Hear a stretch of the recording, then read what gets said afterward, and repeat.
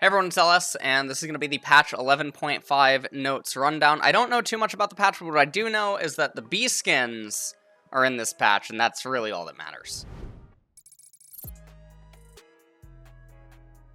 So first up on the change list is going to be Azir. W Sand Soldier damage decreased, balancing out Azir's steady power curve through games by packing down his early lane controller rise.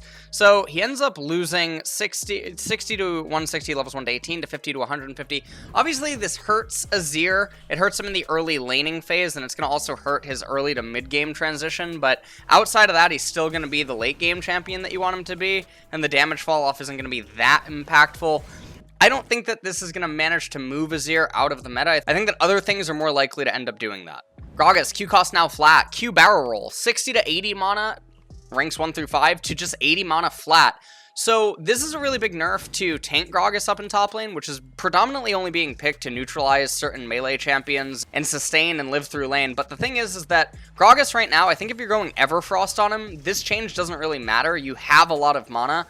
And also with Tier, if you pick it up early on, Gragas is perfectly able to manage his mana pool as long as you're using it intelligently. While this is going to be outright a nerf to tank Gragas, it doesn't affect Everfrost Gragas. Jax. This buff's massive because Riot just decided to just give Jax a ton of AD at level 18, and obviously if you go Trinity Force, it converts into even a higher amount of AD. It just doesn't make any sense. It's a really random Jax buff that actually just makes him so much stronger, and honestly Jax is just one of those champions where if you're playing him really proficiently, he's already pretty strong, so this is going to obviously just make him a lot stronger. Karma, Q cooldown decreased. This one is really weird. Obviously, the highlight here is that despite buffs in patch 11.3, support Karma is still in low spirits. We're reigniting her with fire by partially reverting the nerfs from 10.16. This is really out of left field because Karma just got mana buffs, basically. Her sustain in lane is greatly increased. Moonstone Renewer, Staff of Flowing Water, these items are really, really strong right now. And because she got mana buffs, her ability to spam was already improved, and now the cooldown on this ability, which is generally being cast off cooldown, especially in laning phase, is now coming down a notch. This is a really, really, really big deal for Karma, and it's going to help her shove that much easier in so many different lanes and continue to bully. Kog'Maw, W bonus damage increase later. Now, the biggest thing about this is that the Kog'Maw bee skin came out, which we're going to get to later, but that's the most important part of this, okay? It's not actually about the Bio Arcane Barrage. It's about the fact that your opponents can't help but feel envy and jealousy when you use that skin, so you're definitely going to buy it this patch, for sure, especially if you're a Kog'Maw enthusiast. Kog'Maw still is a really, really powerful late-game menace. He's on the boring side, it seems like, though. He falls into that marksman class where not a lot of people like to play him. He's not like... It just seems like he doesn't get the kind of attention that he deserves, but he will with the skin. So, you know, just throwing that out there. Anyways, the bonus damage is really meaningful. Late game, it's going to end up being anywhere from like 20 to 40 damage, which is pretty big. Mastery E base damage increased. I don't know why they're doing this, but obviously this is going to bump Mastery E up a little bit in power. E Wuju style base damage 18 to 50, 20 to 60 is a really, really, really big deal for him, and it's a nice buff to Mastery E overall. Pyke, passive gray health storage decrease now adds lethality and increases when enemies are nearby. So basically the way that this ends up working is that it's a buff to support Pyke early on inside of the laning phase. Obviously it taps down mid lane Pyke, which is predominantly a cheese pick, where you play mid lane Pyke, you basically roam all the time, and you just get an abundance of kills, and you basically cheat playing the game. Obviously support Pyke now is going to benefit from a little bit more sustain in the laning phase, but this isn't totally what he needs in order to become viable. So even in pro play, this isn't really going to matter. Solo queue, all that it's going to do is help mid lane Pyke stop terrorizing certain games.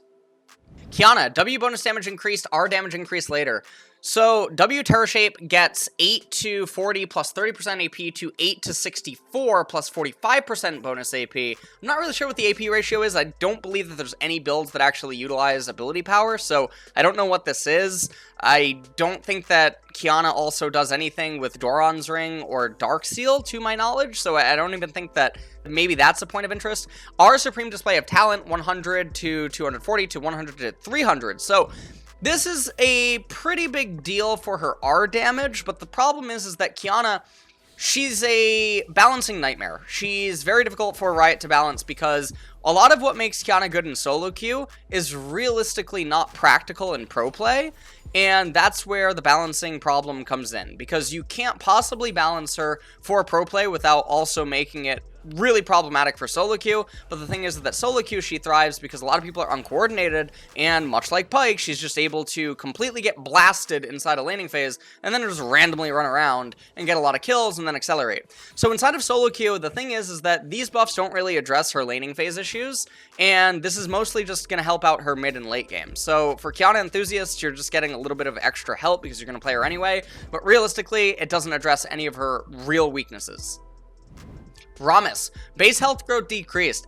I haven't seen a nerf this hard in forever, and honestly, I really don't know what it's coming from. I'll be completely frank with you. 15 HP a level is a really big deal.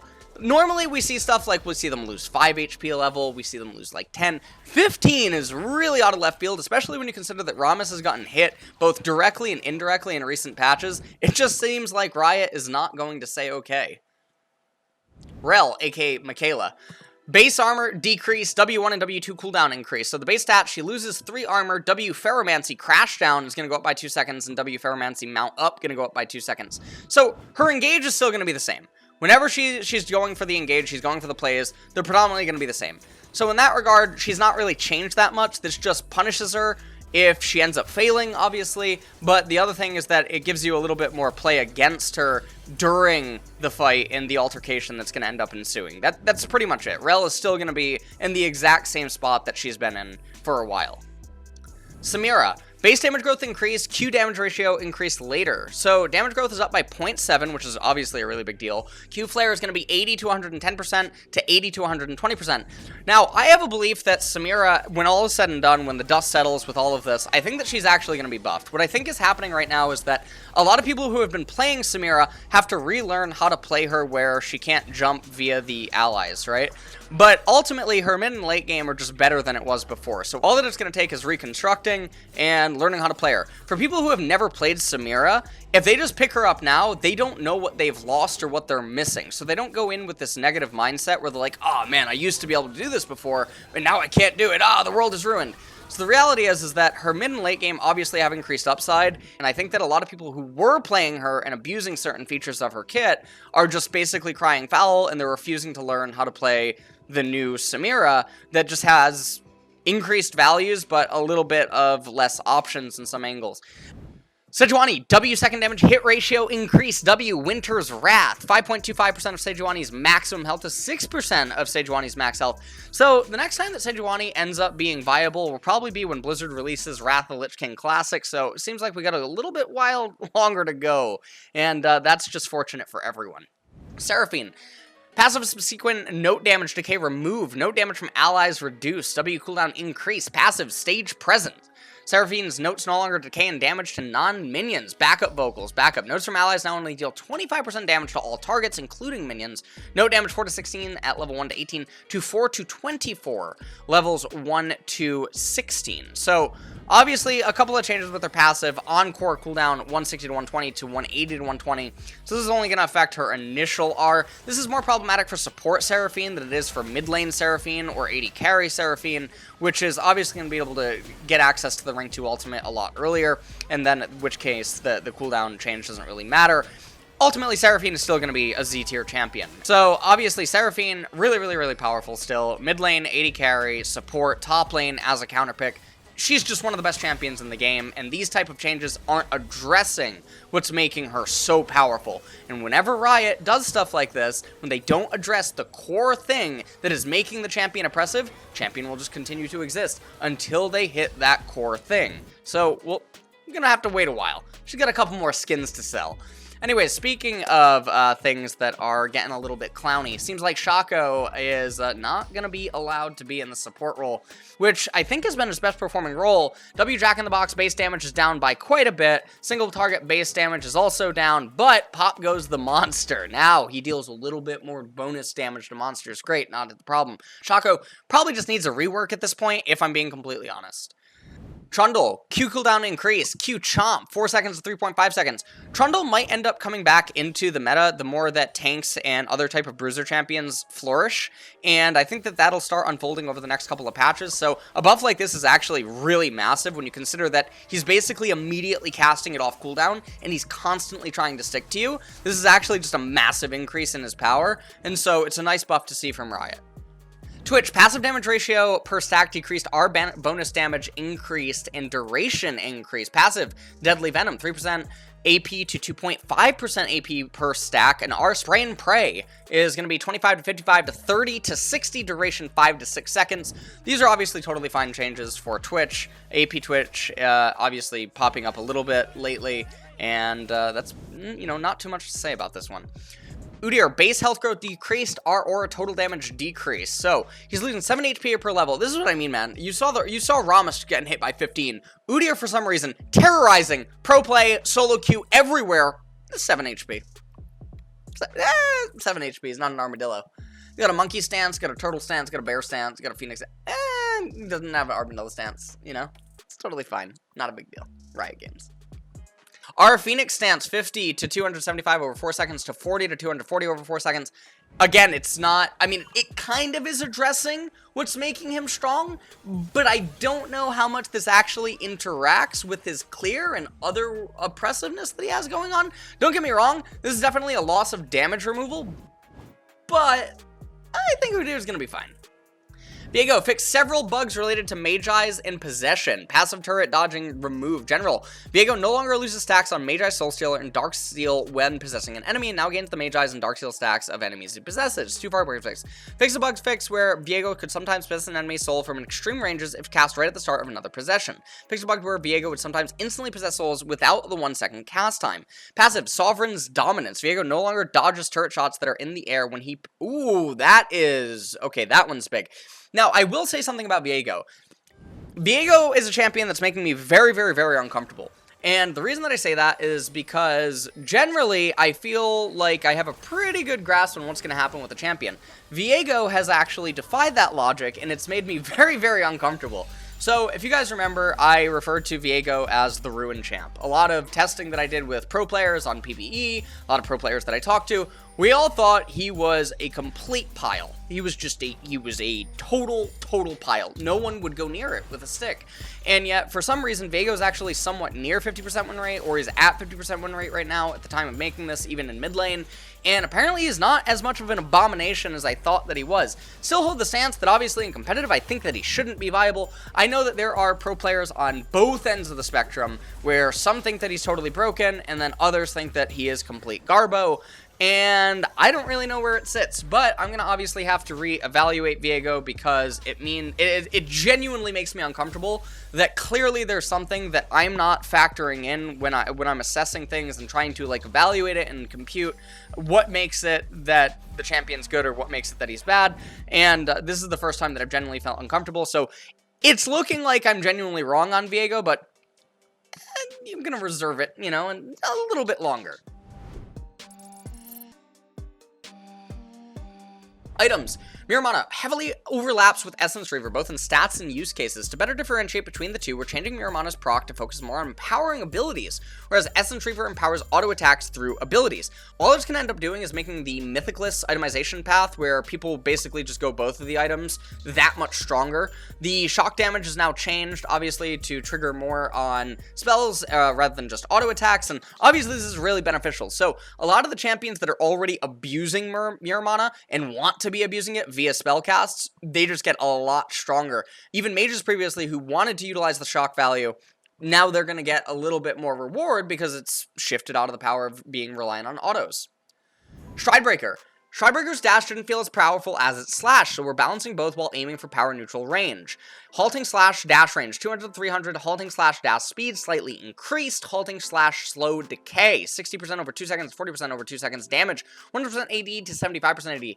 So, I think that the item, I don't know how to assess it. In a lot of cases, you actually are already using Stridebreaker when you're in range, so the increased range doesn't really matter that much. The speed obviously getting buffed is definitely good. The slow decay doesn't often really matter because generally you're using it to get into range to use a CC, and the CC is almost going to be snapped off instantaneously, so the slow is pretty much luxurious. It doesn't often end up equating to that much. If you go through a lot of VODs in pro play where you end up seeing the item used and what immediately ensues within half a second or a second, the slow is almost never going to matter. The damage loss is going to be quite impactful, but there might be some cases where obviously the increased dash range converts into more meaningful damage than the base damage of the active would have ended up meaning.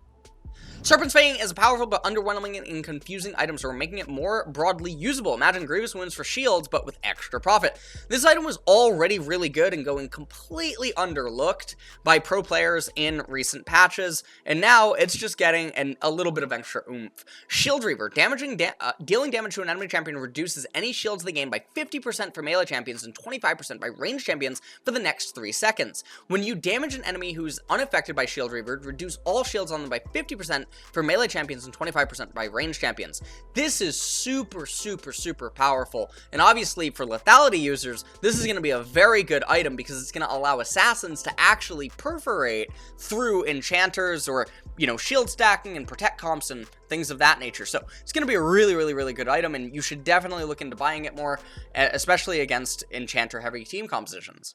Maw of Malmortius. So this is like those things where you see them constantly going on sale, and then you come back the next week and the price is reduced again and no one is still buying it and it's still in the shop 10 years later. Dropping Maw's price to be a more attractive and affordable defensive option? Nope. Even if you change the hue, use a little bit of a different light, prop it up on something that looks real nice, and put it inside of a glass container, shit is still shit. And so yeah, 3,100 to 2,800 gold, don't care, just not a very good item. Anyways, Black Cleaver, adjusting Black Cleaver to be better suited for longer fights while packing with more punch for its cost. So it's down by 200 gold, health is up by 100. Butcher. Black Cleaver no longer deals bonus physical damage. Rage. Dealing bonus physical damage to a champion grants 5 movement speed per stack of carve on them for 2 seconds. So this basically ends up going back to somewhat similar of the old Black Cleaver, but I still don't think that it's an item when I'm thinking about all the champions and the legendary items that they often end up purchasing after mythics. I don't know how this squeezes in outside of maybe a 3rd or 4th item in very, very, very specific instances, mostly because Lord Dominic's Regard and Cyrilda's Grudge are just way too good items. In-game shop updates, obviously Riot continues to just make a lot of nice changes. We got a bunch of bug fixers, obviously, as well. And now, before I get to the final act, which is the upcoming skins and chroma, let's just recap really quickly because there is not a lot going on this patch. Okay, so let's just recap, talk about it for competitive and solo queue. Azir change for solo queue, obviously a little bit more impactful. For competitive, probably not going to matter that much. Gragas, massive hit to tank Gragas, both for solo queue and competitive, but for Everfrost Gragas, doesn't really touch him at all. Jax, massive buff for solo queue, massive buff for competitive. Karma, Kog'Maw, obviously a very nice buff, doesn't end up really doing a whole lot until later on in the game, but Kog'Maw definitely is a marksman that you should be paying attention to, so it's definitely good for both of them. Master Yi, really big buff for solo queue, doesn't really do anything for competitive. Pyke, really big buff for a solo queue and competitive for support Pyke, obviously mid Pyke getting tagged. Qiyana, mostly only a buff for solo queue, doesn't really do anything for competitive. And then Rammus, goodbye, I guess. I don't really, well, not totally goodbye, it's just, it feels kind of bad. I mean, he's probably not going to be picked. I mean, pro players are going to see this kind of a nerf and be like, oh, we can never pick him. We can never pick him. Rell doesn't really do anything. To be completely honest with you, it doesn't really do anything. Samira, I think that these buffs are buffs. Well, I mean, obviously they're buffs. But what I mean is I think people are overreacting to Samira. I understand their win rate has fallen. I think people have to relearn how to play her. And I think that the biggest changes are for mid lane Samira. Sejuani doesn't really do anything for solo queue.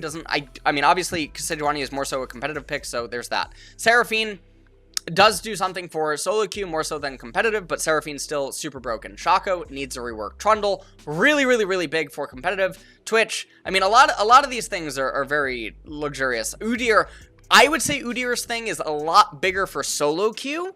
You're trying to achieve a lot more with less time because obviously there's so much more chaos happening, whereas in competitive there's a lot more control. And so I think that Udyr's change hits him more for solo queue than it does competitive. And that's pretty much it. So let's get into the finale. Beautiful. Honestly. The skin, exquisite. One of the best. Honestly. One of the best. Malzahar, really great. Really bad at laning? No problem. Press E, press W, Voidlings will do it for you, or these cute little bumblebees that you can now get with the purchase of this skin, and it has chromas. Now look, when you're alting as Beezahar, okay, it obviously looks like there is, you know, you're spraying them with honey. It's a golden shower. Moving on, we got, obviously, Kog'Maw here. This is obviously, like, one of the cutest skins. This is, I mean, literally something from a different species is now attracted to him. I mean, if this isn't a W, I don't know what is. This guy knows what's good. This little guy sitting on Yuumee's book, this is Yuumee's new companion. She's done with her master. All that they're thinking about is, how can I get with him? And listen, you could be him, and then they will think that about you. Trying to get increased matches on Tinder? This skin's got you covered. Now, I don't really know what to say. This is just actually the invert of the previous one. So in case you were actually still doubting whether or not you should get this skin or the other skin, this one has reassured you that if you tried to walk away, you tried to go to the next aisle, see if something else was there, no, it's still here. You need to get the skin along with the Malzahar skin. The B skins are the best skins in the entire game. Okay, now when it comes to the Malzahar B chromas, honestly, I mean, this thing just looks like the thing from the Justice League where it like flies in and they target things that are like mostly fearful. This one kind of looks like a, you know, a little bit of a chunky yellow jacket. I don't really know how to feel about this one. This one's obviously a ladybug, so that's kind of cool, you know, if you're, you know, looking for a ladybug thing. This thing clearly killed Fizz, and so yeah, the bee was probably a killer bee or something. It killed Fizz and it put its head on top of him. And I think that's totally fine. I mean, bees need Halloween too. This one looks like a cow. I don't really know how to feel about that. That one's obviously a little bit scary. I have no idea what this one is, but I wish I closed my eyes sooner. And then obviously you have Slippy the Frog over here. Or this could be Pepe, right? It could be Pepe, you know? It could be. No? Not? Okay. It's not Pepe? Alright. Well, sorry about that. Alright, not. Alright. Okay, now we come over here into Beamy, but, you know, or Boomy, I have no idea. Honestly, I don't know. Listen, this is the least important one, okay, because you spend most of your time attached to an ally, and so you can't really show off what's going on here. Honestly, she looks a little bit pissed. She looks a little bit pissed, and I think the reason that she's pissed is because other people are trying to get with Kog'Maw and Malzahar as well, and they're not gonna obviously choose her. So, I mean, it's understandable. Okay, now, honestly, adorable. Kog'Maw skins, I don't know, they're perfect. Now, honestly, I think the base one is still the best. I do think the base one is still the best. I think all of these other ones, they're kind of like chocobos, if you've ever seen chocobos from Final Fantasy. Honestly, you can play a chocobo now if you just play this skin. I mean, the skin's just so cute. And don't mind the stinger. He doesn't mean it if he stings you. It's totally okay. He doesn't mean it. He's a nice boy, okay? He's totally fine. Anyways, that's it for the patch notes rundown. I hope that you guys obviously all enjoyed it. If you want other people to look at you the way Yuumi was looking at Kog'Maw, all you gotta do is locate that one key.